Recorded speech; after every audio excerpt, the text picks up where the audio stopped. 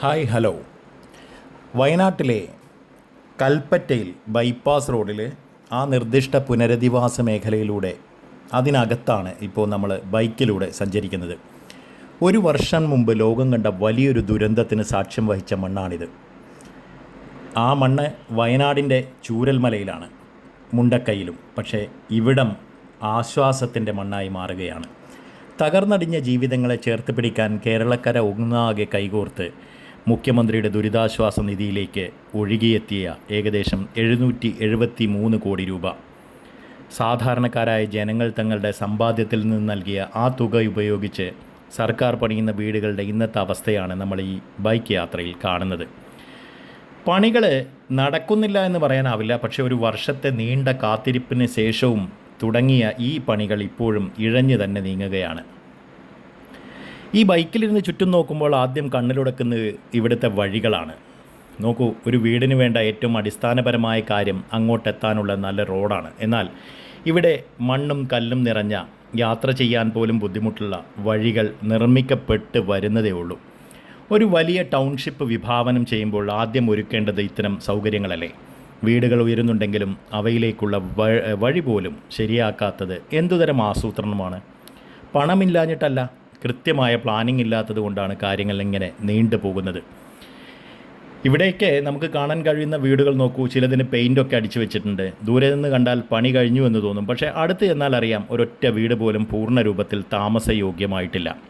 സന്ദർശകർ ധാരാളമായിട്ട് വരുന്നുണ്ട്. അവർ കാണുന്നത് പാതി വഴിയിൽ നിൽക്കുന്ന ജനലുകളും വാതിലുകളും മുറ്റത്തെ പണികളുമൊക്കെയാണ്. വീടുകൾ പണി തീർക്കുന്നതിനൊപ്പം അതിന് ചുറ്റുമുള്ള പരിസരം കൂടി ഒരുക്കേണ്ടതുണ്ടല്ലോ. പക്ഷേ ഇവിടെ പണി തീർത്ത വീടുകൾക്ക് പോലും ഒരു പൂർണ്ണത തോന്നുന്നില്ല. എല്ലാം എവിടെയോ തടഞ്ഞു നിൽക്കുന്നത് പോലെ.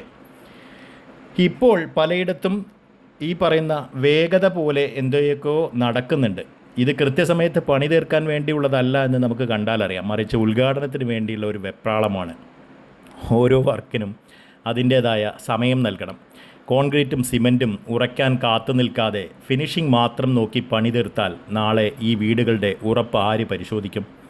സാധാരണക്കാർ നൽകിയ 773 കോടി രൂപയ്ക്ക് ആരാണ് മറുപടി പറയേണ്ടത്? അധികൃതരാണ്. പണി വൈകിപ്പിച്ചതുകൊണ്ട് ഇപ്പോൾ കാണിക്കുന്ന ഈ ധൃതി നാളെ വലിയ അപകടങ്ങൾക്കോ അറ്റകുറ്റപ്പണികൾക്കോ ഒക്കെ ഇടയാക്കിയാൽ ആര് സമാധാനം പറയും? അപ്പോൾ ഇതാണ് കാര്യം.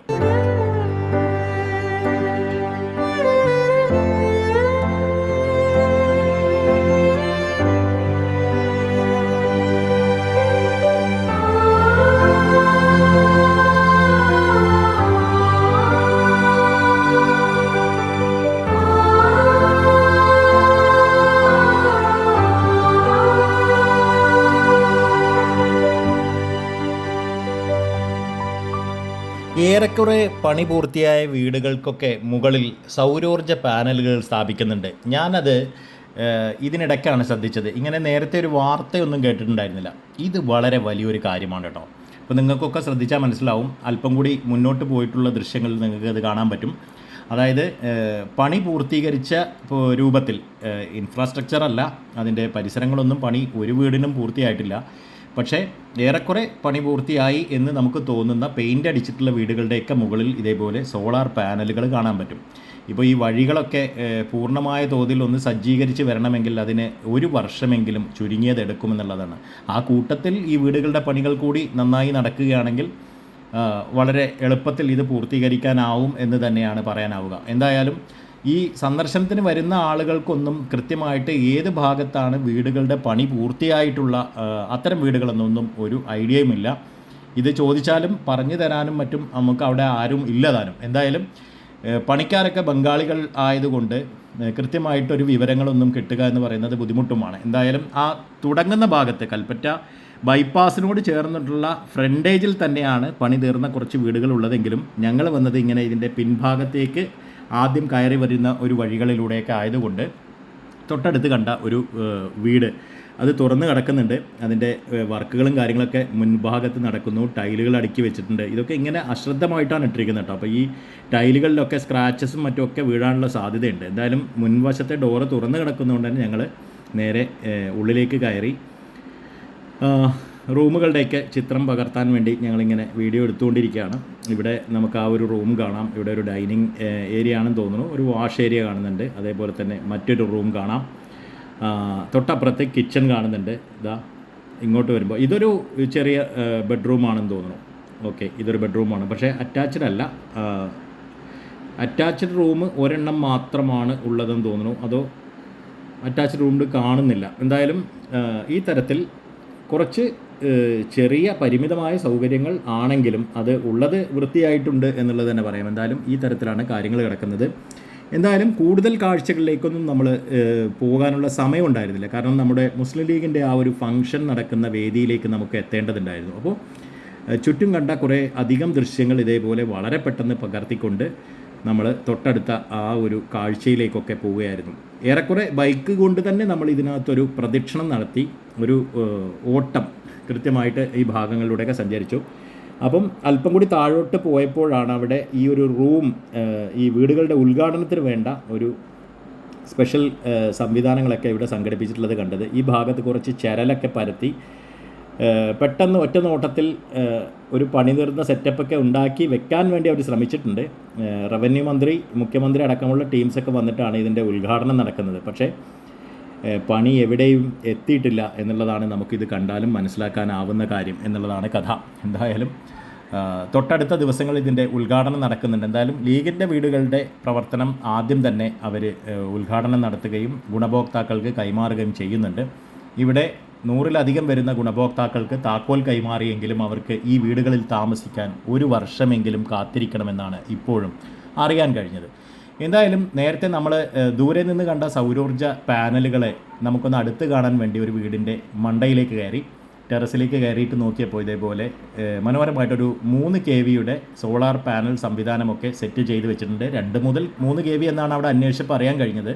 ഒരു വീടിന് വേണ്ട സപ്ലൈ നമുക്ക് ഇതേപോലെ സോളാർ പാനലുകളിൽ നിന്ന് ലഭിക്കുന്ന സാങ്കേതിക വിദ്യ കൃത്യമായി അത് ആ കാര്യത്തിൽ സർക്കാരിനൊരു കയ്യടി നൽകാതെ തരമില്ല. എന്തായാലും മുസ്ലിം ലീഗിൻ്റെ വീടുകളിലും ഈ സോളാർ പാനലുകൾ സംവിധാനിച്ചിട്ടുണ്ട് എന്നുള്ളതാണ്. ഇത് ഗ്രിഡുമായിട്ടൊക്കെ ഘടിപ്പിക്കുമായിരിക്കും. പക്ഷേ ഈ ഭാഗത്തൊന്നും വൈദ്യുതിയുടെ ആ ഒരു സപ്ലൈ അല്ലെങ്കിൽ പോസ്റ്റ് കാലുകൾ വഴിയോ അല്ലെങ്കിൽ ഇനിയിപ്പോൾ താഴെ തറയിൽ കൂടിയുള്ള സംവിധാനമോ കണക്ടിവിറ്റി ഒന്നും തന്നെ നൽകി കണ്ടിട്ടില്ല. അതായി വരുന്നതേ ഉള്ളൂ. അപ്പോൾ ഇത്തരം വെള്ളത്തിൻ്റെയും വൈദ്യുതിയുടെയും ഒക്കെ കണക്ടിവിറ്റി ഒരു പ്രശ്നം തന്നെയാണ്. അപ്പം ആ കാഴ്ചകളിലൂടെയൊക്കെ ഒരു ഓട്ട പ്രദർശനം നടത്തി നമ്മൾ കൽപ്പറ്റ ബൈപ്പാസിലൂടെ ഇനി കൽപ്പറ്റയിൽ വന്ന് അവിടെ നിന്ന് നമുക്ക് മുട്ടിൽ എന്ന് പറയുന്ന ഭാഗത്തേക്ക് വരികയും പിന്നെ മേപ്പാടിയിലേക്കുള്ള നമ്മുടെ ഈ ഒരു യാത്ര തുടരുകയുമാണ്. ഈ പരിപാടിയിൽ പങ്കെടുക്കുന്നതിന് വേണ്ടി വളരെ എളുപ്പത്തിൽ ഞങ്ങൾ ആ യാത്ര മുന്നോട്ട് പോവുകയാണ്.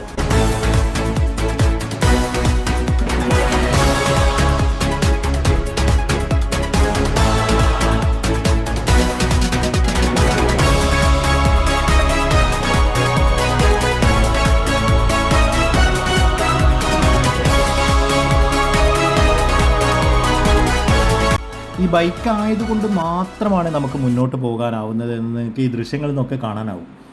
ഇപ്പോൾ ആളുകൾ കരുതുന്നത് ചുരുങ്ങിയത് ഒരു 5 കിലോമീറ്ററെങ്കിലും ബ്ലോക്കായി കിടക്കുകയാണ്. അപ്പോൾ ഈ 1 കിലോമീറ്ററൊക്കെ മുന്നോട്ട് പോയിട്ട് ആളുകൾ വണ്ടി നിർത്തി നടന്നു പോകുന്നുണ്ട്. അപ്പോൾ ഈ നടന്നു പോകുമ്പോൾ തൊട്ടടുത്താണ് പരിപാടി നടക്കുന്നത്. ഈ ബ്ലോക്കായത് കാരണം ആളുകൾ അങ്ങനെയാണ് തെറ്റിദ്ധരിക്കുന്നത്. പക്ഷേ അവിടേക്ക് ഏകദേശം 5 കിലോമീറ്ററോളം നമുക്ക് യാത്ര ചെയ്ത് പോകാനുണ്ട്.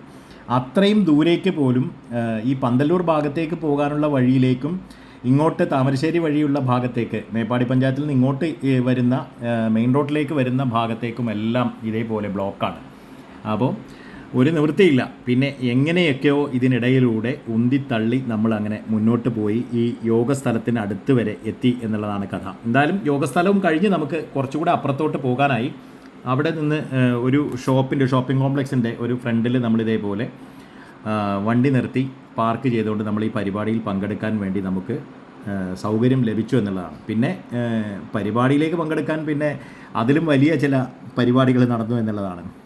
അതായത് അവിടെ വരിയിൽ ചുരുങ്ങിയത് 1000 പേരെങ്കിലും ഓരോ വരിയിലുമുള്ള 2 ഭാഗത്തേക്കുമുള്ള വരികൾ, 2 റോഡിലൂടെയും വരുന്ന 2 ദിശയിൽ നിന്നും വരുന്ന ആളുകളെ നമുക്ക് ആ വരിയിൽ കാണാൻ പറ്റി. അതൊന്നും വീഡിയോ എടുക്കാനൊന്നും പറ്റിയില്ല. കാരണം എങ്ങനെ അകത്ത് കയറാം എന്നുള്ള ചിന്തയിൽ കയ്യിലുണ്ടായിരുന്ന ഗോപ്രയും അതിൻ്റെ സ്റ്റാൻഡും കയ്യിലെടുത്തിട്ട് ആദ്യം കണ്ട വളണ്ടിയറോട് പറഞ്ഞു ഞങ്ങൾ മീഡിയയിൽ നിന്നാണ് എന്ന് പറഞ്ഞു. പുള്ളിയും ക്യാമറയും പരിപാടിയൊക്കെ കണ്ടപ്പോൾ പുള്ളി പറഞ്ഞു ഓക്കെ നേരെ കയറിക്കോളൂ, അവിടെ ഒരു മെറ്റൽ ഡിറ്റക്ടറോ മറ്റോ സ്ഥാപിച്ചിട്ടുണ്ടായിരുന്നു, ആ ഭാഗത്ത് കൂടെ നേരെ പോയി മുന്നോട്ട് പോകാൻ പറഞ്ഞു. അവിടെ ചെന്നപ്പോൾ അവർ പിന്നെ ഓക്കെ പറഞ്ഞു, നേരെ കയറിക്കോളാൻ പറഞ്ഞു.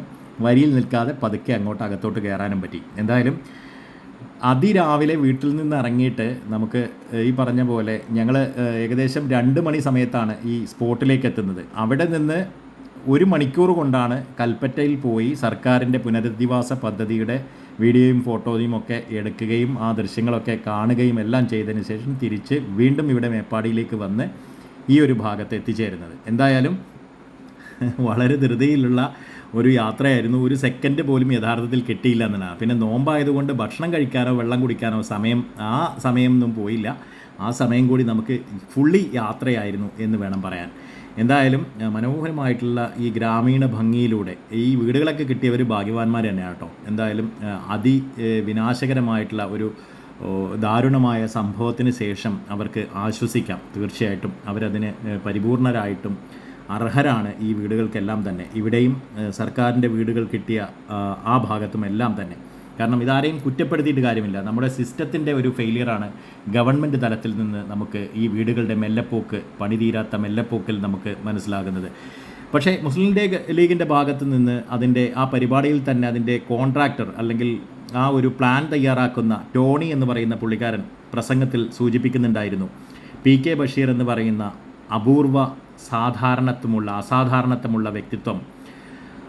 നിയമസഭയിലൊക്കെ അദ്ദേഹത്തിൻ്റെ പ്രസംഗങ്ങൾ നമ്മൾ എല്ലാവരും വന്നു കഴിഞ്ഞാൽ അത് മുഴുവൻ കേട്ട് കഴിഞ്ഞിട്ട് സ്കിപ്പ് ചെയ്യാറ് പോലുമില്ല. അപ്പോൾ അത്തരത്തിൽ അതിമനോഹരമായിട്ട് കാര്യങ്ങളെ കൈകാര്യം ചെയ്യാൻ അറിയുന്ന ഇച്ഛാശക്തിയുള്ള ഒരു മനുഷ്യനാണ് യഥാർത്ഥത്തിൽ മുസ്ലിം ലീഗിൻ്റെ ഈ വീടുകൾക്കിടെ നിർമ്മാണത്തിന് ചുക്കാൻ പിടിച്ചത്.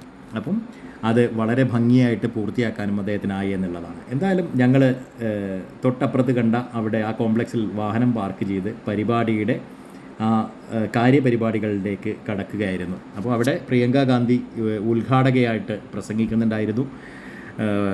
ഇതിൻ്റെ ഒരു തർജ്ജമ പരിഭാഷകനായിട്ട് അബ്ദുസമദ് സമദാനി ഉണ്ടായിരുന്നു, കുഞ്ഞാലിക്കുട്ടി, അതുപോലെ ലീഗിൻ്റെ ഒട്ടനവധി നേതാക്കൾ, മണാർക്കാടിൻ്റെ പ്രിയങ്കരനായ MLA N ഷംസുദ്ദീൻ അവർകൾ, അങ്ങനെ തുടങ്ങി വിവിധ തുറകളിലുള്ള UDF നേതാക്കന്മാരും ലീഗിൻ്റെ നേതാക്കന്മാരും എല്ലാം അടങ്ങുന്ന വളരെ വലിയൊരു സംഘം ആ പരിപാടിയുടെ കോപ്പ് കൂട്ടി എന്നുള്ളത് തന്നെയാണ്.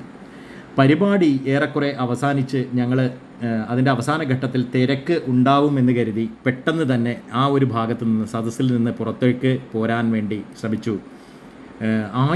പതിനായിരക്കണക്കിന് ആളുകൾ പങ്കെടുക്കുന്ന ഒരു പരിപാടിയിൽ നിന്ന് അങ്ങനെ പെട്ടെന്ന് പുറത്തേക്ക് ഇറങ്ങാൻ പോലും കഴിയുമായിരുന്നില്ല. അങ്ങനെ അവിടെ നിന്ന് ഒരു വിധത്തിൽ പുറത്തേക്കിറങ്ങി വാഹനത്തിനടുത്തെത്തിയപ്പോഴാണ് നമ്മൾ നേരത്തെ കണ്ട ബ്ലോക്കൊക്കെ അതേപോലെ തന്നെ കിടക്കുന്നു. പിന്നെ ഒരു വിധം അവിടെ നിന്ന് ഊരി രക്ഷപ്പെടുകയായിരുന്നു.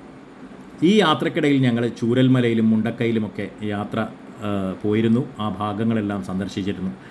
അവിടെ കണ്ട കാഴ്ചകളൊക്കെ ഏവരുടെയും മനസ്സിനെ പിടിച്ചു കുലുക്കുന്നത് തന്നെയായിരുന്നു. എന്തായാലും ഈ ഭാഗങ്ങളൊന്നും ഇനിയൊരു പുനരധിവാസത്തിന് പറ്റിയ തരത്തിലേക്ക് മാറുമെന്ന് നമുക്ക് കരുതാനാവില്ല. ഇവിടെയുള്ള ആളുകൾ പലരും ജീവിത സന്ധാരണത്തിന് വേണ്ടി ചെറിയ കടകളും എല്ലാം തട്ടിക്കൂട്ടി അവരുടെ ജീവിതം മുന്നോട്ട് കൊണ്ടുപോകുന്നു എന്നുള്ളതാണ്. ഇപ്പോഴും സർക്കാർ സഹായം ലഭിക്കുന്ന ആളുകൾ ഇവിടെ ഉണ്ടെന്ന് പറയപ്പെടുന്നു. എന്തായാലും അത്തരം ആളുകളോടൊക്കെ സംസാരിക്കാനും അത്തരം കടകളിൽ നിന്ന് തേയിലപ്പൊടി അടക്കമുള്ള കാര്യങ്ങളൊക്കെ വാങ്ങിയാണ് ഞങ്ങൾ അവിടെ നിന്ന് തിരിച്ചു പോരുന്നത്. ഈ കാണുന്ന ദൃശ്യങ്ങളെല്ലാം പറയാതെ തന്നെ ഒരുപാട് കഥകൾ, സംസാരിക്കാതെ തന്നെ ഒരുപാട് കഥകൾ നമ്മളോട് പറഞ്ഞു, നമ്മളത് കേട്ടു എന്നുള്ളത് തന്നെയാണ് ദൃശ്യങ്ങളിലൂടെ നിങ്ങൾക്കും മനസ്സിലായിട്ടുണ്ടാവുക. എന്തായാലും കനത്ത മുന്നറിയിപ്പാണ് പ്രകൃതി നമുക്ക് നൽകുന്നത്. പ്രകൃതിയുടെ ഉള്ളിലേക്ക് കയറുമ്പോൾ പ്രകൃതി തിരിച്ച് ഇതേപോലെ നമ്മളെ പുറന്തള്ളാനുള്ള ശ്രമങ്ങളാണോ നടത്തുന്നത്? എന്തൊക്കെയായാലും ഈ അതിദാരുണമായ സംഭവ വികാസങ്ങൾക്ക് ശേഷം കൃത്യമായ ഇച്ഛാശക്തിയോടുകൂടി ഗവൺമെൻറ് തലത്തിലും ഒക്കെ ഈ പറയുന്ന പ്രൈവറ്റ് സന്നദ്ധ സംഘടനകളുടെ തലത്തിലുമൊക്കെയുള്ള പ്രവർത്തനങ്ങളുടെ ഫലമായിട്ടാണ് കൃത്യമായ പുനരധിവാസ പദ്ധതികൾ ഉണ്ടാവുന്നതും അതുവഴി കുറേ അധികം ഈ ദുരന്തത്തിൽപ്പെട്ട 400-ലധികം വരുന്ന ജനവിഭാഗത്തിന് ഒരുപാട് പരാധീനതകളും പ്രശ്നങ്ങളും എല്ലാം ഉണ്ട്. എങ്കിലും അതിലെല്ലാം അതിനൊക്കെ അപ്പുറത്തേക്ക് മനുഷ്യത്വം എന്ന കാര്യം മരിച്ചിട്ടില്ല എന്നുള്ളത് എല്ലാവരെയും ബോധ്യപ്പെടുത്തുകയായിരുന്നു. അന്നവിടെ കണ്ട ആ ഒരു ബെയിലി പാലത്തിൻ്റെ ദൃശ്യങ്ങളാണ് ഈ ഡൊണാൾഡ് ബൈലി എന്ന് പറയുന്ന ഒരു ആൾ ബ്രിട്ടനിൽ കണ്ടെത്തിയ എഞ്ചിനീയറിംഗ് വിസ്മയം തീർത്ത പാലമാണിത്. അപ്പം വളരെ പെട്ടെന്ന് സ്ഥാപിക്കാനും പൊളിച്ചെടുത്തു കൊണ്ടുപോകാനും ഒക്കെ കഴിയുന്ന താൽക്കാലിക പാലം. എന്തായാലും ഒരു ജനതയുടെ സ്വപ്നം ഇവിടെ ഈ പറയുന്ന പൊലിഞ്ഞു പോയ ഈ ഒരു ഭാഗത്ത് പുതിയ സ്വപ്നങ്ങളൊക്കെയായി പുതിയ ഒരു ഭാഗത്ത് അവർ ജീവിതം കരുപ്പിടിപ്പിക്കുന്ന എന്താ പറയുക, അത്തരം കാര്യങ്ങളുമായി ജീവിതവുമായി മല്ലിടുന്ന പുതിയ പോരാട്ടങ്ങൾക്ക് തുടക്കം കുറിക്കുകയാണ്. എന്തായാലും ഇവിടെ നമുക്ക് ഒരുപാട് പ്രവർത്തനങ്ങൾ നടക്കുന്നതൊക്കെ കാണാൻ പറ്റും കേട്ടോ. എന്തായാലും ഇതൊന്നും പൂർത്തിയായിട്ടില്ല. എവിടെയും നമുക്ക് നോക്കുമ്പോൾ പൂർത്തിയാവാത്ത കുറേ അധികം പദ്ധതികളും മറ്റുമൊക്കെയാണ്. സർക്കാർ പല കണക്കുകളും പറഞ്ഞിരുന്നു. ഈ പാലത്തിന് താഴെ കല്ലിട്ടതും ഇവിടെ ശവസംസ്കാരത്തിന് വേണ്ടി വന്ന പണത്തിൻ്റെ കണക്കും ഡ്രസ്സ് വാങ്ങിയതും ജനറേറ്റർ പ്രവർത്തിച്ചതുമെല്ലാം തന്നെ ഇതെല്ലാം ഒറ്റ നോട്ടത്തിൽ തന്നെ നമുക്ക് മനസ്സിലാവും ഇതിനകത്ത് എന്തൊക്കെയോ ചീഞ്ഞു നാറുന്നുണ്ടെന്ന്. എന്തായാലും മറ്റൊരു വീഡിയോയിൽ വീണ്ടും കാണാം.